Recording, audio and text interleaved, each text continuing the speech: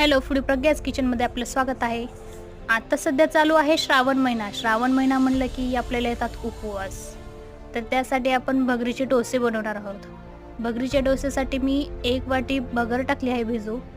त्यात 1 मूठ साबुदाणा, थोडेसे शेंगदाणे. शेंगदाण्याने टेस्ट चांगली येते, त्यामुळे शेंगदाणे टाकायचे आहेत आणि ते 4 ते 5 तास भिजवत घालून नंतर मिरची आणि जर तुम्ही जिरे खात असाल तर जिरे टाकून मिक्सरमधून काढून घ्यायचं आहे.